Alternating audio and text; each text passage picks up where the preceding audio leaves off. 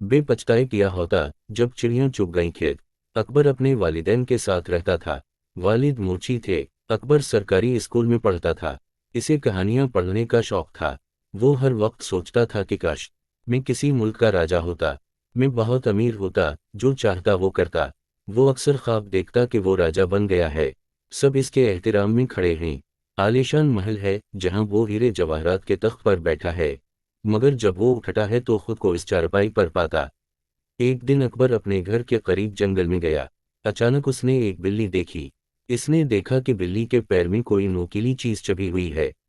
वो बिल्ली के पैर से नोकदार चीज निकालता है तो वो बिल्ली एक खूबसूरत परी में तब्दील हो जाती है।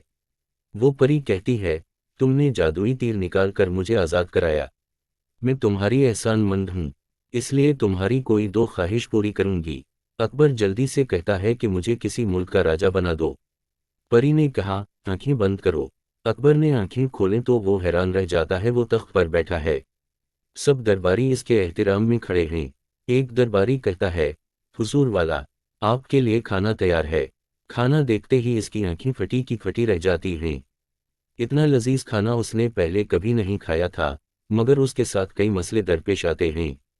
लोग इसके पास अपने झगड़ों के फैसले कराने आने लगे, मगर वो दुरुस्त फैसले नहीं कर पाता। ज्यादा खाना खाने की वजह से वो बीमार रहने लगा।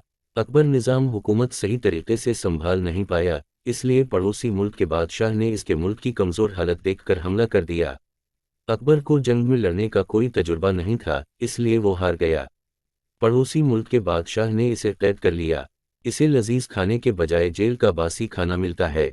वो अपने वालिदैन को अपने घर को याद करता है, जहां पर उसे कोई मुश्किल नहीं थी। इसकी तबीयत ठीक रहती थी। इसे खाने को खालिस ग़िज़ा मिलती थी। इसे परी की बात याद आई। इसने मशरिक़ की तरफ मुंह करके 3 तालियां बजाएं। परी आई तो उसने कहा, मुझे पहले जैसा बना दो। परी ने कहा, आंखें बंद करो। आंखें खोलें तो देखा कि वो उसी जंगल में है। अब पछतावे किया होता जब चिड़िया चुग गई खेत।